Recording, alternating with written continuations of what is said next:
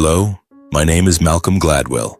I'm 27 years old, and if you've happened to scroll through social media, you might have seen me somewhere, standing in the lush green fields of Montrose, Colorado, or sitting by an old wooden table, sharing simple stories about my family, my mom, my grandparents.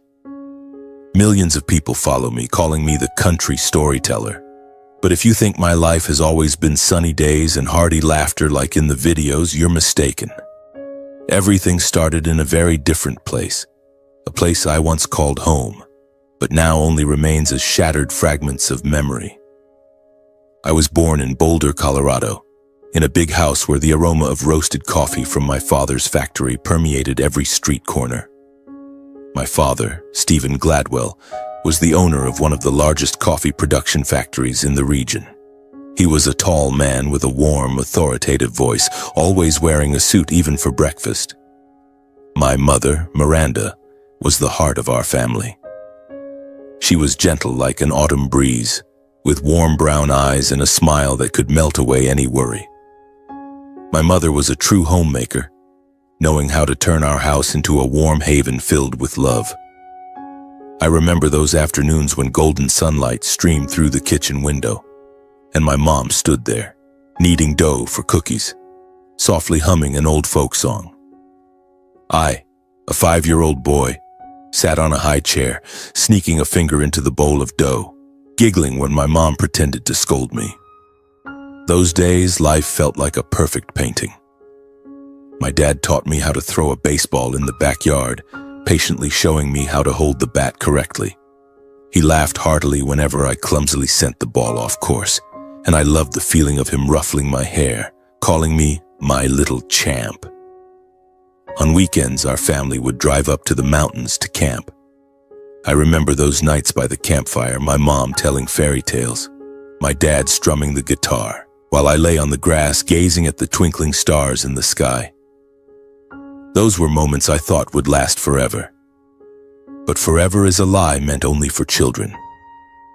I was 10 when things started to crack. At the time, I didn't fully understand, but I could feel the atmosphere in the house growing heavier. My mom started crying more often, usually at night when she thought I was asleep. I heard her sobbing in the living room, her voice choked through the closed door. My dad was often away from home. He said work was busy, that the factory was expanding. But I saw the sadness in my mom's eyes every time he left, suitcase in hand and a strange scent of cologne lingering. I began noticing small details, the way my mom looked at my dad when he took a phone call, the way she gripped the edge of the table as if holding back something. One night I couldn't sleep. The phone rang in the living room, and my dad's voice whispered, thinking no one could hear. I tiptoed out, standing behind the wall, my heart pounding. "Don't worry, I'll figure it out," my dad said. His voice gentle, unlike how he spoke to my mom. "Just a few more months and I'll sort everything out." I didn't fully understand, but I felt that my dad no longer loved my mom the way he used to. And that realization cut into my heart like a small knife. I knew, even as a child, that my dad was betraying my mom. My mom didn't say anything to me, but I saw her wasting away. Her warm brown eyes were now red and teary, her smile rarer. I tried to cheer her up, telling her stories from school, bringing home drawings I made, but she only hugged me, whispering, "You're my light, Malcolm." I wanted to ask, to yell at my dad, but I was scared. Scared he'd get angry, scared my mom would cry more, scared this family would fall apart. And then, it did fall apart. When I was 11, my parents divorced. The arguments erupted like a storm. I remember one night my mom's screams echoing from their bedroom. "You think I don't know, Stephen? You think I'm blind?" My dad responded, his voice cold. "Miranda, don't make a big deal out of this. I'm doing everything for this family." I curled up in my blanket, hands over my ears, but their words still cut through, sharp as knives. I couldn't understand how my dad could lie so blatantly. The divorce trial was a nightmare.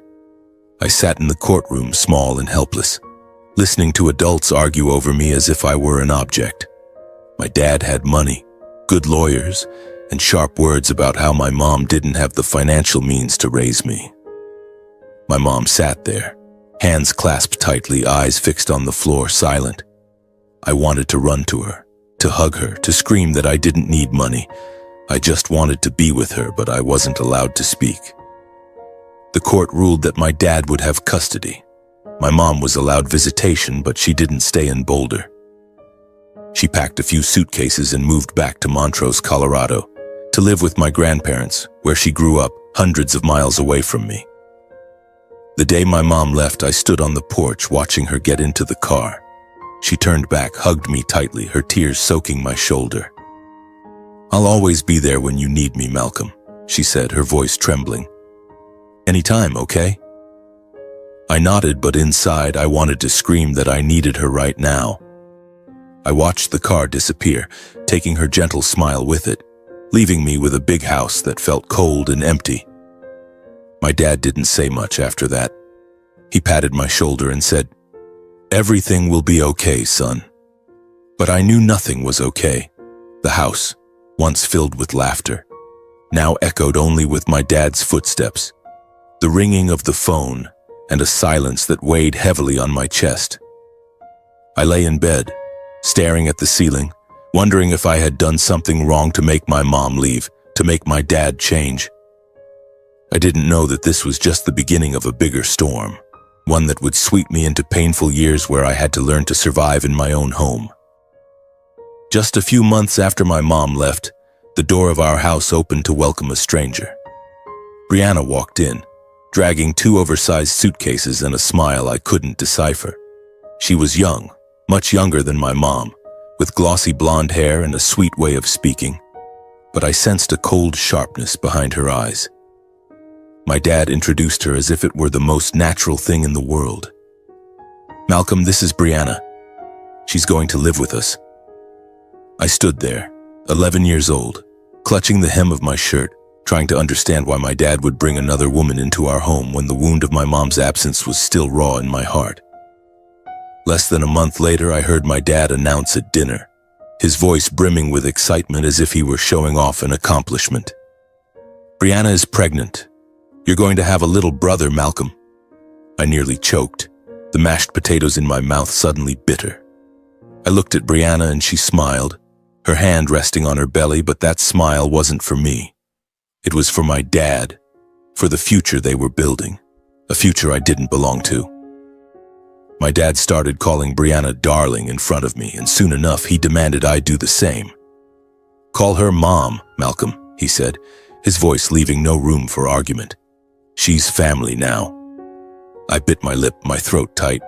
The word Mom was sacred, tied to the image of my mother standing in the kitchen, softly singing, her warm arms around me.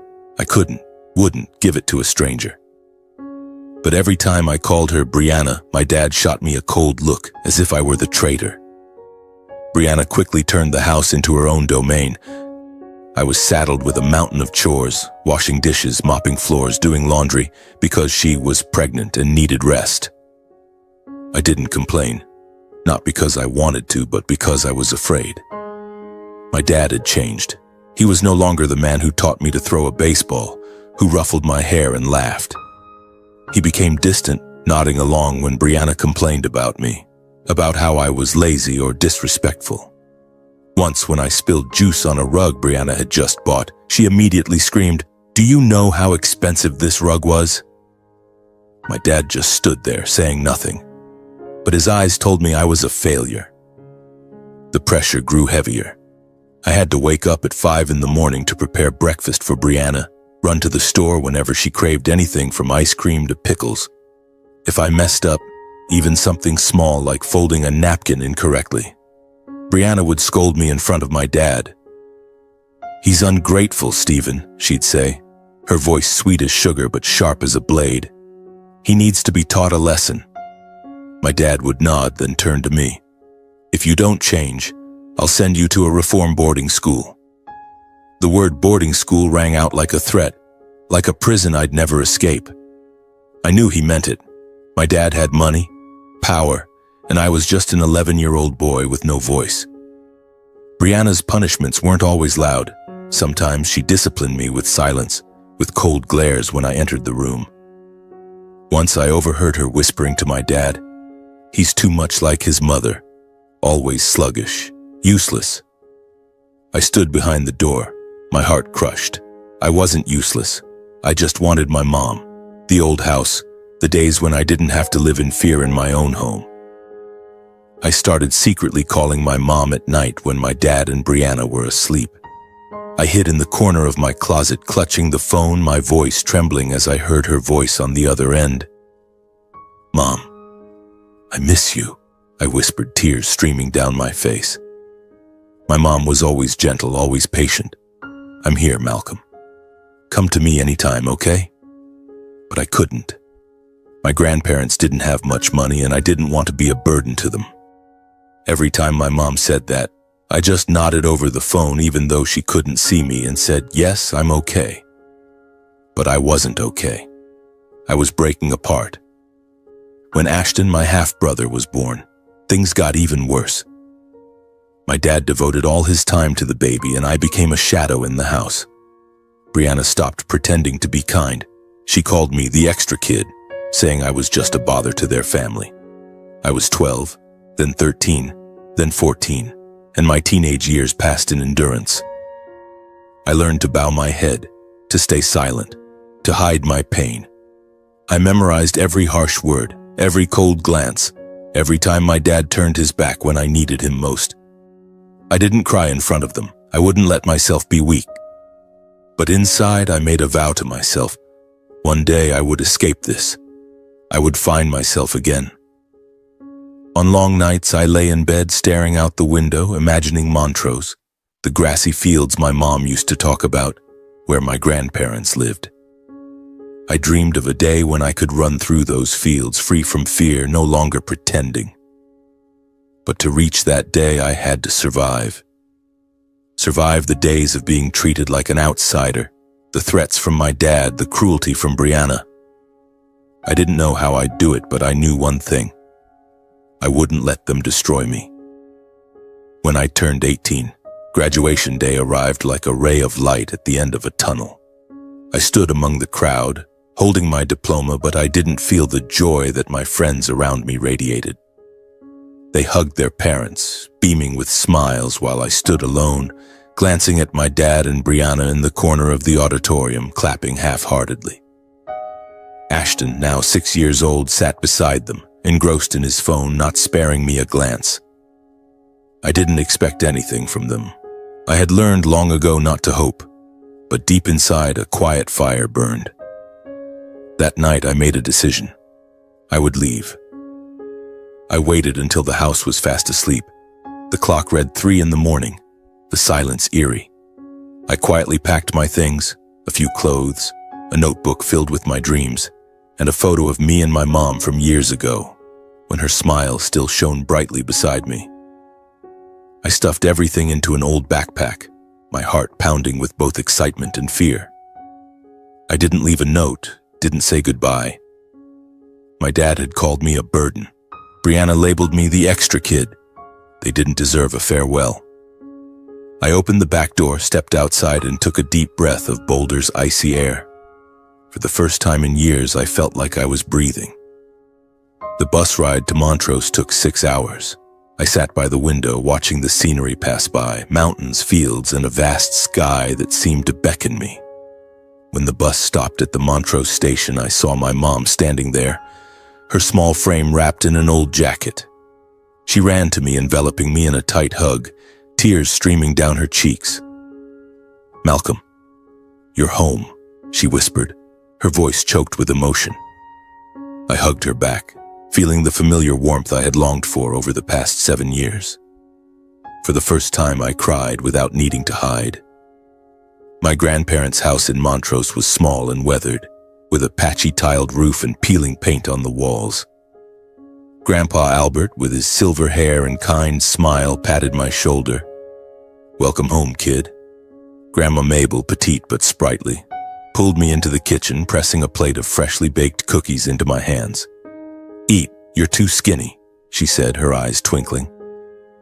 The house didn't have much money or the luxuries of Boulder, but here I felt love, something I had lost long ago. Those first days in Montrose were a big adjustment. I was used to a grand house, to lavish dinners demanded by my dad and Brianna. Now I ate simple meals, vegetable soup, homemade bread, and occasionally stewed meat when my grandparents could afford it. But every meal was filled with laughter, with Grandpa's stories of the old days and Grandma's playful scolding when he snuck extra cookies. I slept on a fold-out bed in the living room, but I had never slept better. I knew I couldn't just rely on my mom and grandparents. They were retired, living on a modest pension and a bit of money from selling garden vegetables. I wanted to do something, not just to help the family, but to prove I wasn't the extra kid Brianna had called me. One afternoon, sitting with my mom on the porch looking out at the sprawling fields, an idea struck me. "Mom, I want to make videos," I said. "About life here, about you, about Grandma and Grandpa, simple, real things." My mom smiled, brushing my hair back. "If that's what you want, go for it. But do it for you, Malcolm, for your joy." I nodded, though deep down I knew I was doing it for her too. I wanted the world to see my mom, the strong, gentle woman who had sacrificed everything for me. I created a YouTube channel called The Simple Side. With an old phone and some self-taught editing skills, I started filming. My mom planting tomatoes in the garden, Grandma Mabel picking lettuce, Grandpa Albert fixing the fence. The first videos were rough, with poor lighting and crackling audio. I posted them, anxiously waiting, but they only got a few dozen views, mostly from old school friends. I wasn't discouraged, but reality was harsh. Electricity bills, internet costs, roof repairs, everything required money. I took a job at the local grocery store, working the counter from morning to night, bringing home a few bucks to help out. 2 years passed, and life in Montrose wasn't easy. There were days when rain leaked through the roof, soaking the floor, and nights when I lay awake, wondering if I was chasing a pipe dream. But my mom and Grandma were always there, like two guiding lights. "Take it slow, Malcolm," my mom said, squeezing my hand. "As long as you're true to yourself." Grandma Mabel chimed in, her voice playful. "Keep making those videos, maybe one day the whole world will watch you." I laughed, but deep down I started to believe that maybe, just maybe, I'd find my path in these fields. My days in Montrose taught me to cherish the little things. I loved how my mom carefully picked wilted leaves from the tomato plants. Loved Grandma Mabel's giggles when Grandpa Albert accidentally spilled a bucket of water while watering the plants. But life wasn't just golden sunshine and fresh vegetables. Money was always tight, bills piled up, and my YouTube channel, The Simple Side, was still limping along with just a few dozen views. I worked at the grocery store from dawn to dusk, my hands calloused from hauling crates, but each month I barely earned enough to cover the internet bill to keep posting videos. Some nights I sat in front of my phone screen, staring at the stagnant view counts, wondering if I was fooling myself. Then TikTok came along, like a fresh breeze. I heard friends in town talking about short videos, about how they spread like wildfire. I didn't have high hopes, but I thought, what's there to lose? I started filming short clips with my old phone, capturing the most ordinary moments. My mom in the kitchen, cooking a traditional bean soup she learned from her grandmother, her deft hands stirring the pot, Grandma Mabel picking lettuce, chuckling when a butterfly landed on her nose, Grandpa Albert telling stories of the past, his warm voice resonating in the sunset's glow. I posted them on TikTok with simple captions. Country life, the little things that make happiness. I never imagined those little things could hold such power. One morning, as I checked my phone, notifications from TikTok kept pouring in. One video, a $5 meal that tastes like a feast, had gone viral overnight. It was a clip of my mom cooking a simple dinner, mashed potatoes, boiled beans, and a bit of fried chicken, all for just $5. In the video, my mom smiled brightly, sharing how she stretched every penny to make delicious meals, and I added a caption. Happiness doesn't have to be expensive. The video was shared thousands of times, then tens of thousands. Comments flooded in, "Your mom is amazing.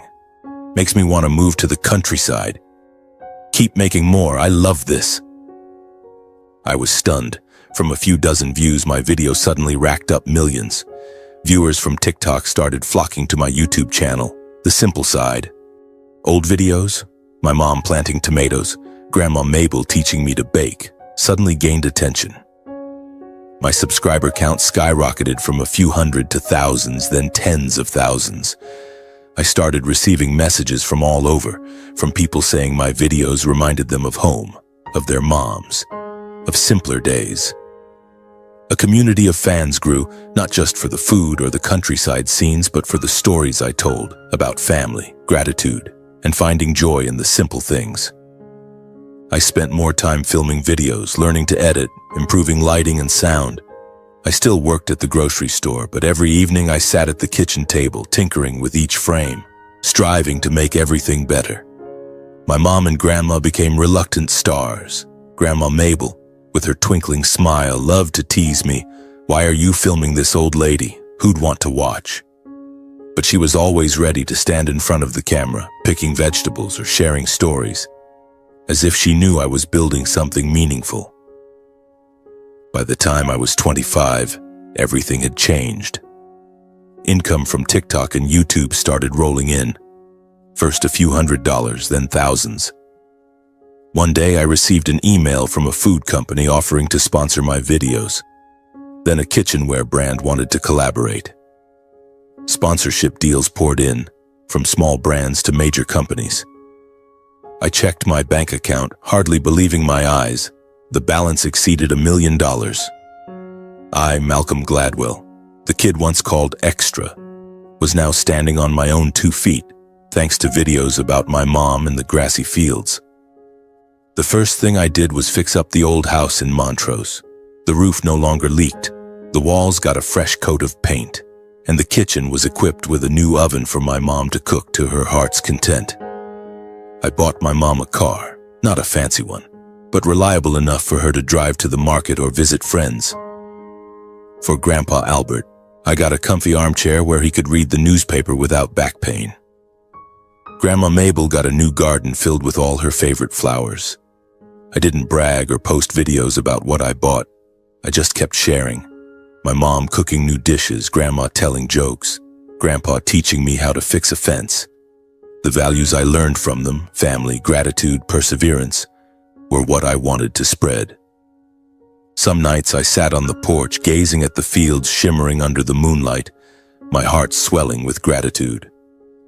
I had come a long way, from a scared boy in a cold house in Boulder to a man who found meaning in the simple things. But deep down, I knew the past was still there, like a shadow waiting to return. One autumn afternoon, as golden leaves began to fall across the Montrose fields, I was helping my mom weed the garden when I heard the unfamiliar sound of a car horn.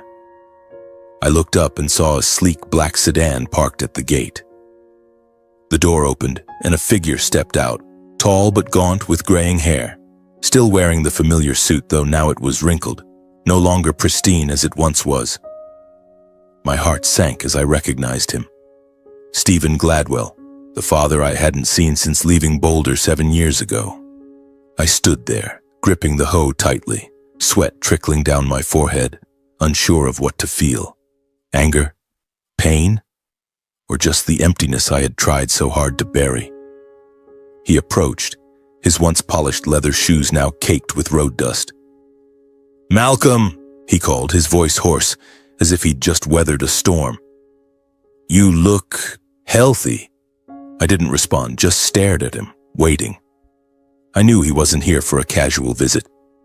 My mom stood behind me, her hands pausing in the weeds, her eyes tense but gentle. "Come inside, Stephen," she said, her voice calm but distant. I wanted to tell her not to invite him in, but I stayed silent, following her as we led him into the small living room with Grandpa Albert's armchair and the faint scent of cookies wafting from the kitchen. He sat down, his hands clasped tightly, his eyes scanning our humble home. "You've done well, Malcolm," he began, his voice tinged with awkwardness. "I've seen you online. Millions of followers, right? You're famous now." I frowned, a wave of unease rising within me. He never cared about me when I needed him most. So why was he here now with hollow praise? "What do you want?" I asked bluntly, my voice laced with caution. He took a deep breath, his sunken eyes revealing exhaustion. "I need your help, Malcolm. My company is on the verge of bankruptcy. I've tried everything, but the coffee market crashed. Competitors are stronger and—" "Ashton, he's no help. He just spends money, parties, destroys everything." I almost laughed, but not out of amusement. Ashton, my half-brother, now 13, was the product of my dad and Brianna's blind indulgence. I remembered the times he got everything he wanted while I was scolded for spilling a glass of water. But I said nothing, just looked at him, waiting for him to get to the point. "I want you to invest in the company," he said, his voice dropping, almost pleading. "You have money, Malcolm. You could save the factory. I'll transfer ownership to you, all of it, if you want. Just help me get through this." He looked up, his eyes full of hope. But all I saw was the desperation of a man who once thought he controlled the world. I took a deep breath, feeling as if a stone were pressing against my chest. Memories flooded back. The nights I hid in the closet crying as I called my mom. The times Brianna called me useless. The times my dad turned his back when I begged him to protect me. I looked him in the eye, my voice calm but icy. "I begged you to save me when I was a kid. You refused." Silence engulfed the room. My mom stood behind me, her hand resting lightly on my shoulder as if lending me strength. My dad stiffened, his face flushing red. Then he leapt to his feet, pointing at me. "You dare speak to me like that? I'm your father. I raised you, gave you a home, gave you everything." His voice hissed, like it used to when he wielded his authority to crush me. But I was no longer the frightened 11-year-old boy. "You gave me a house but not a family," I replied, my voice still steady. "You chose Brianna. You chose Ashton. You chose your company. I survived without you, and now you'll have to do the same." My dad trembled with rage, his mouth stammering curses. "You'll regret this, Malcolm. You think you're something, just a kid making silly videos, famous by dumb luck." But his words no longer carried weight. He had no power, no leverage to threaten me anymore. He turned and stormed out, the door slamming shut behind him. I stood there, my heart pounding, but not from fear. For the first time I felt I had won, not because I was stronger than him, but because I had chosen to live differently. My mom hugged me from behind, whispering, "You did the right thing, Malcolm." I nodded, but deep inside an old wound throbbed. I didn't want my dad to fail, but I couldn't save him, not because I lacked the means, but because he had never saved me. A year passed since the day my father stormed out of the Montrose house, leaving behind his curses and helpless anger. My life flowed on, like a quiet stream winding through the grassy fields. The simple side channel thrived more than ever. Videos of my mom cooking bean soup, Grandma Mabel teaching me to plant flowers, or Grandpa Albert sharing stories of the past continued to draw millions of viewers. I was no longer the boy secretly filming with an old phone. Now I had a small team helping with editing, a modest filming corner in the shed, and sponsorship deals from major brands. The income from TikTok, YouTube, and sponsored projects was enough for me, my mom, and my grandparents to live comfortably, no longer worrying about a leaky roof or electricity bills. The house in Montrose was now much nicer, with new windows, a vibrant flower garden for Grandma Mabel, and a cozy reading nook for Grandpa Albert. My mom had a car for market trips, but she still preferred walking, saying the breeze through the fields made her feel free. I looked at them, my mom, my grandparents, and my heart swelled with gratitude. They were the ones who kept me standing when I thought I'd collapse. Every video I posted, every story I told was a tribute to them, to the family I once thought I'd lost forever. But the past never truly disappears. One morning, as I scrolled through my phone while sipping coffee, a local news headline caught my eye. "Boulder coffee entrepreneur hits rock bottom." I clicked on the article, my heart pounding. There was a photo of my dad, not the powerful man in an expensive suit, but a weary old man, his hair almost entirely gray, wearing a tattered coat, standing in front of a construction site. The article detailed how his coffee company had gone completely bankrupt, drowning in debt. Brianna, my stepmother, had left with another man taking most of the remaining money. Ashton, now 14, was living with a distant aunt, still spending recklessly, indifferent to his father. My dad was now working as a laborer, scraping by in a rundown rented room on the outskirts of Boulder. I sat there, staring at the screen, feeling as if someone were squeezing my chest. I no longer loved my dad, no longer saw him as family, but seeing him, a man who once thought himself invincible, now broken, stirred an indescribable pain. It wasn't pity, but a pang of sorrow for someone who had lost everything. Not just money, but the things that mattered more. I brought the article to my mom, unsure of what I wanted to hear from her. She sat at the kitchen table, skimmed the story, then set the phone down, her eyes distant. "Mom," I said hesitantly, "I don't know what to do. I don't want to help him, but I don't want to see him like this either." She looked at me, her warm brown eyes as gentle as they were when I was a child. "Forgiving doesn't mean forgetting, Malcolm," she said slowly. "It doesn't mean you have to let him back in to hurt you again. But helping, even just a little, without letting them harm you anymore, that's strength. That's how you prove you're different from them." Her words were like a gentle breeze, sweeping through the dark corners of my heart. I thought about those years in Boulder, the nights I cried in the closet while calling her, the times my dad turned his back when I begged for his protection.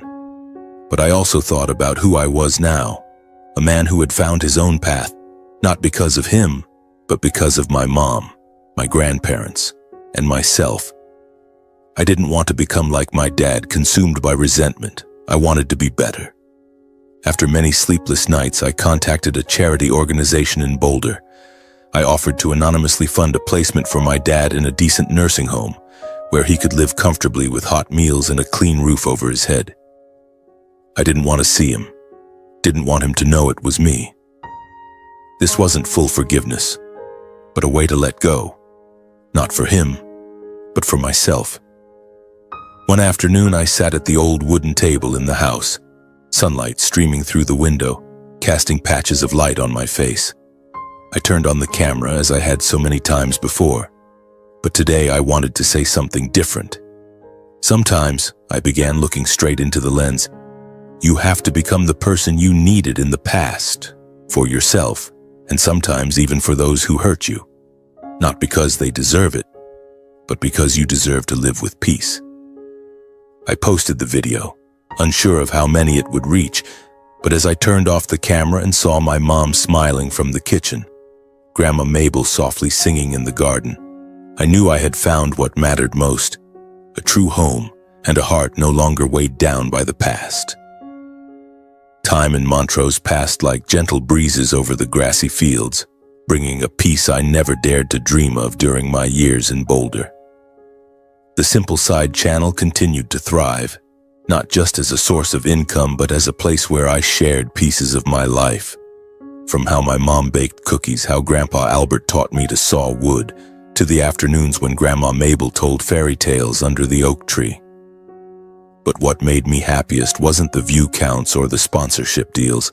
It was the way our lives were now filled with joy, free from worries about leaky roofs or piling bills. Then one day I met Elena. She was a literature teacher at Montrose Elementary, with soft curly brown hair and a smile that lit up the room. I met her at the grocery store where I used to work, fumbling to find a jar of strawberry jam for her mom. I helped her choose, and from there, brief chats at the counter led to dates under the sunset, in the fields I loved. Elena wasn't impressed by my social media fame. She loved how I cared for my mom, how I laughed when Grandma Mabel teased me, and how I wasn't afraid to fall while trying to learn to ride a horse with Grandpa Albert. We got married on a spring day, in a simple ceremony right in the field behind the house. My mom wore a cream-colored dress, standing beside me, her eyes glistening with tears. Grandma Mabel donned a quirky straw hat, and Grandpa Albert, though weakened by age, played a short guitar tune to bless us. Elena walked toward me holding a bouquet of wildflowers, and when she said, "I do," I felt my heart expand, as if it could hold the entire world. A year later, Lily was born, our little daughter, with brown eyes like my mom's and a smile like Elena's. The first time I held Lily, the feeling was unlike anything I'd ever experienced. So tiny, she gripped my finger tightly, as if promising to bring a new spark to my life. When my mom held Lily for the first time, she cried. Not the sad tears of the past, but radiant tears of joy. "Look at her, Malcolm," she said, her voice choking. "She's the light of our whole family." Grandma Mabel and Grandpa Albert couldn't hide their happiness either, taking turns holding Lily, singing her the same folk songs they once sang to me. My life now felt almost perfect. I still made videos, but now Lily appeared in them, toddling after my mom in the garden or giggling when Grandma Mabel pretended to be a bunny. Elena helped me edit videos, and together we built the simple side into a larger community, where people didn't just watch for entertainment but to rediscover the simple values of life. The Montrose house was always filled with laughter, Lily's babbling, and my mom's storytelling. But sometimes, in quiet moments, I still thought of my dad, the man now living in a nursing home, hundreds of miles away, both in distance and emotion. When Lily turned 2, I received a letter from the nursing home. They thanked me for the anonymous funding and mentioned that my dad, though frail, often spoke of a son. The letter didn't say it outright, but I knew he meant me. I didn't respond, but the letter sat on the kitchen table for days, a reminder that the past never truly leaves. On my dad's 60th birthday, I felt an inexplicable urge. I wanted to see him, not because I needed his forgiveness, but because I wanted Lily to meet her grandfather, even if just once. I asked my mom, worried she'd object, but she only smiled, placing a hand on my shoulder. "Go, Malcolm," she said. "Not for him, but for you and Lily. To close this chapter your way." I drove to Boulder with Lily in the back seat, babbling along to a children's song and my mom beside me. Quiet, but with eyes full of support. The nursing home was on the outskirts, a clean but modest building. When I walked into my dad's room, I almost didn't recognize him. He was frail, his hair completely white, his hands trembling as he held a glass of water. But when he saw me, his eyes lit up, if only for a moment. "Malcolm," he called, his voice weak. "You came." He looked at Lily, then at my mom, and I saw tears glisten in his eyes. I'm sorry," he said, his voice breaking. "I was wrong, Malcolm. I lost you. Lost everything." The words came late, but they still touched a small corner of my heart. I didn't say anything, just let Lily walk up to him, holding out a drawing she'd made, a house under the sun. He took it, tears falling onto the paper. I didn't promise to return, didn't promise full forgiveness. But as I left, I felt lighter, as if I'd released the final anchor of the past. On the drive back, Lily slept soundly on my mom's shoulder, and my mom held my hand, whispering, "You did it, Malcolm. You became the person you once needed." The drive back to Montrose felt longer than usual, but the air inside the car was warm, filled with soft laughter and Lily's gentle breathing. Elena sat beside me, her hand gripping mine tightly as if she understood everything swirling in my mind. I looked out the window, watching the Colorado mountains glide by in the twilight, my heart filled with a strange sensation. Not complete happiness, but a peace I'd never known. The meeting with my dad had closed an old chapter, though it left faint scars. I thought of him, his red-rimmed eyes as he held Lily, his belated words of regret. Maybe he had changed, or at least he was trying to. But I wasn't in a hurry. Time would tell. When we reached home, it was pitch dark. The little house in Montrose welcomed us with the warm golden glow of the porch light. Grandma Mabel stood at the door, her radiant smile lighting up the night, a steaming pot of soup ready. "You're back, kids. Tell me, how was today?"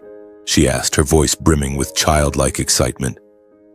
Grandpa Albert sat in his armchair, nodding a greeting, his eyes twinkling with curiosity. We gathered around the dining table, recounting the visit, keeping to the lighter details, avoiding the heavier ones. Lily woke up, toddling around, demanding to be held by her grandma. Everything seemed normal, but a quiet restlessness lingered in my heart, as if the meeting hadn't truly ended. After dinner, I unpacked from the trip. Elena was putting Lily to sleep in the bedroom, and my mom and grandparents had gone to rest. I opened my bag, pulling out odds and ends, my notebook, my phone, and then my hand brushed against something unfamiliar. A crumpled white envelope tucked neatly in a side pocket. I frowned, wondering where it came from. I didn't remember putting it there. Had someone slipped it in when I wasn't looking? My heart beat faster. The envelope bore no sender's name, only a scrawled, handwritten note. To Malcolm. I sat at the old wooden table in the living room, the desk lamp casting light on the paper. My hands trembled slightly as I tore open the envelope. Inside were a few thin sheets written in a familiar hand, my dad's. I recognized it instantly, though I hadn't seen it in years. The once bold strokes were now shaky, as if written with intense emotion. I took a deep breath and began to read. Dear Malcolm, I write this letter during long nights at the nursing home, when all that surrounds me is loneliness and haunting memories. I've thought about sending it to you many times, but each time I picked up the pen, I hesitated. I was afraid you'd tear it up without reading, afraid you'd think these were just the empty words of a dying old man. But today, when you visited, I slipped it into your bag. This might be my last chance to say what's in my heart. Son, I'm filled with regret. Regret so deep that I can't sleep at night. I think back to when you were little, when our family was still happy in Boulder. I taught you to throw a baseball. Your mom baked cookies and we went camping. Those moments were real, Malcolm, but then I destroyed it all. I had an affair with Brianna, abandoned your mom, and let you endure years of pain. I remember the times you cried in secret, the times you looked at me with pleading eyes, but I turned away. I thought money, the company, and a new life would bring happiness, but I was wrong. I lost you, I lost your mom, and now I've lost everything. I'm tormented by how I forced you to call Brianna Mom, how I threatened to send you to boarding school, how I let you do chores like a servant. I saw you endure, saw your strength, but I did nothing. When you left at 18, I knew you wouldn't come back, but I pretended it didn't matter. Ashton, he's the result of my blind indulgence. He's not like you, Malcolm. He spends recklessly, has no ambition, and now with my bankruptcy, he's abandoned me. I deserved that, but you didn't. You deserved a better father. But Malcolm, alongside my regret, I'm proud of you. I've followed you on social media, secretly watching your videos. You built the simple side from nothing, from those tough days in Montrose. I see you smiling with your mom, your grandparents, and now your wife and daughter. You've succeeded, not with money or power, but with love and perseverance. You're a true influencer, inspiring millions. I'm proud that you've become the man I never was, strong, kind, and appreciative of the simple things. I don't expect you to forgive me right away. I know the wounds are too deep, but if you can, please forgive me, Malcolm. Not because I deserve it, but because you deserve to live without this burden. Live happily with Elena and Lily. Keep succeeding, keep sharing your beautiful stories. I love you even if it's too late. Your father, Stephen Gladwell. I read the letter over and over, tears streaming down my face unnoticed. The words were like knives, both painful and healing. He'd written it long ago, perhaps before my visit, but hadn't dared to send it. He slipped it into my bag while holding Lily when no one was looking. I felt the torment in every stroke, the regret he'd kept hidden for years. I wondered if things would have been different had he sent it sooner. But I shook my head. The past was the past. This letter was his final gift, a sincere confession. I folded the letter, my heart in turmoil. I wanted to tell Elena to hold her and cry, but then my phone rang. An unfamiliar number from Boulder. I answered, my voice trembling. Hello? Mr. Malcolm Gladwell, this is the nursing home. Your father, Stephen, has had an accident. He jumped from the rooftop. We tried to save him, but He didn't make it. We're so sorry. We need you to come right away." The world around me collapsed. I shot to my feet, clutching the phone until my knuckles turned white. My dad jumped? How? We'd just seen him. He'd smiled at Lily, promised to live better. The letter, was it his goodbye? I said nothing, only whispered, "I'm coming." I didn't tell my mom, not wanting to cause her more pain. She'd been through enough. I rushed to the bedroom, shaking Elena awake. "I have to go to Boulder now. My dad. Something's happened. Don't tell Mom yet." Elena looked at me, her face pale, but she nodded, hugging me tightly. "Be careful. I'll take care of things here." I drove through the night, cold wind rushing through the window, my mind in chaos. Why did he do it? After seeing us, after the letter, did he think he'd said enough and could leave? I pressed the gas, tears blurring my vision, memories flooding back. From happy childhood moments to years of pain, from abandonment to today's meeting. I regretted not staying longer, not saying I'd forgiven him. When I reached the nursing home, dawn was breaking, but the autumn sunlight couldn't pierce the thick fog clouding my mind. I parked hastily, my legs trembling as I walked the gravel path to the modest building where the smell of disinfectant mingled with heavy silence. A reminder of life's fragility. A middle-aged nurse with a weary face and compassionate eyes waited at the entrance. She gently took my hand, leading me down a long hallway where elderly residents sat in wheelchairs, staring out windows with distant gazes. He's gone," she whispered, her voice choked, as if she'd seen too many tragedies. "We did everything we could, but..." My dad's room was at the end of the hall, a small space with half-drawn curtains letting in faint rays of sunlight onto the worn wooden floor. He lay there on a stark white hospital bed, motionless, his face serene as if in deep sleep, free of the worry and remorse I'd seen just hours before. His skin was pale, his gaunt hands folded on his chest, as if he'd arranged himself for this final moment. I sank to my knees beside the bed, gripping his hand, the hand that once taught me to throw a ball, that patted my shoulder coldly, now icy to the touch. Tears poured out uncontrollably, dripping onto the floor, mingling with my choked sobs. "Dad, why?" I whispered, my voice breaking like a lost child's. "You just met your granddaughter. You said you were sorry. Why did you do this? Why did you leave me again?" I pressed my face to his hand, the coldness spreading, a cruel reminder that it was too late. The nurse stood behind me, her voice trembling as she recounted. "He jumped in the middle of the night, a few hours after your family left. We heard a loud noise from the rooftop. By the time we got there, it was too late. No note, no warning signs, just the letter he was clutching, but he let it go before... We think he knew you'd find it." She handed me a small piece of paper, but I already knew. It was a copy of the letter he'd slipped into my bag.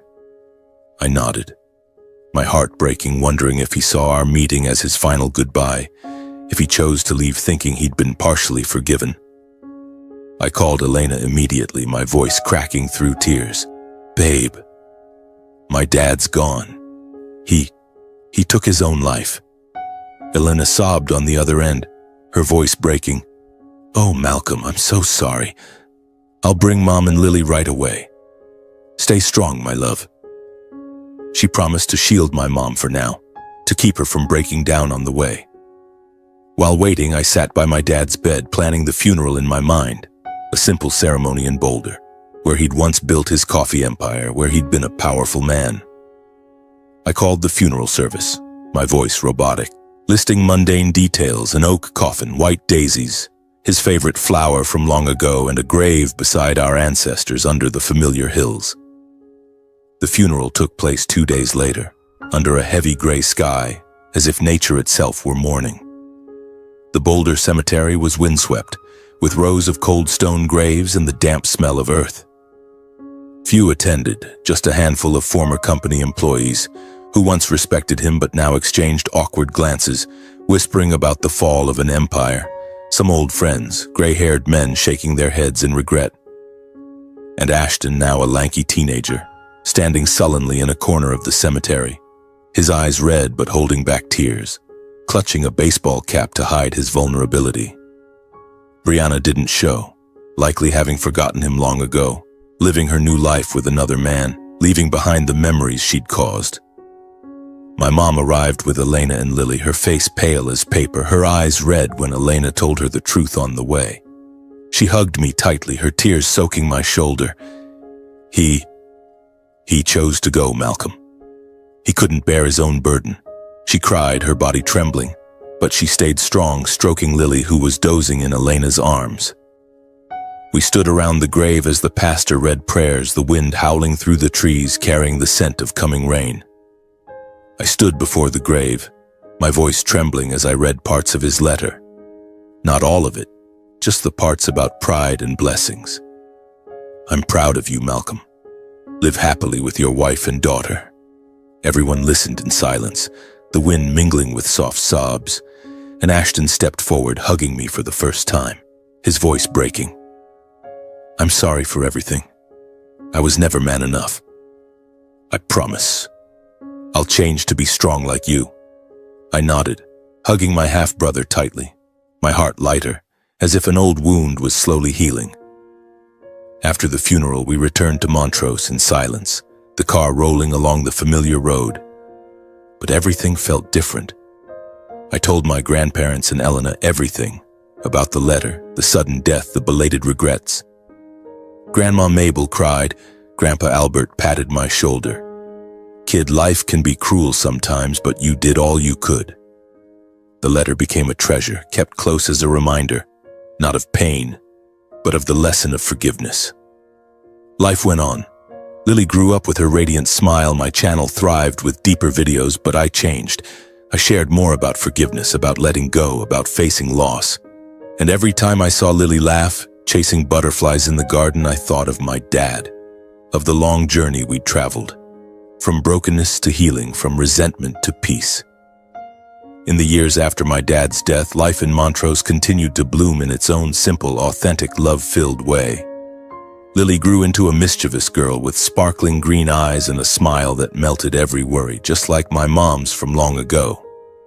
Elena and I built more memories, picnics in the fields, nights by the campfire telling stories, and new videos on the simple side, no longer just about country life, but about overcoming pain and the power of forgiveness. My mom, though her hair grew grayer, remained our pillar, holding Lily and singing the old folk songs, her tears sometimes falling for the past, but her smile always radiant for the present. Ashton slowly became part of our family. He visited a few times a year, at first awkward and quiet, but gradually opening up, learning to fix fences with Grandpa Albert or cook with my mom. We never forgot the old wounds, but they'd scarred over, becoming lessons for the next generation. I often sat at the wooden table under the afternoon sun, holding my dad's letter and thinking of him, not with resentment, but with sorrow and gratitude. He taught me in the most painful way that happiness lies not in money or power, but in the simple things: family, perseverance, and the ability to let go.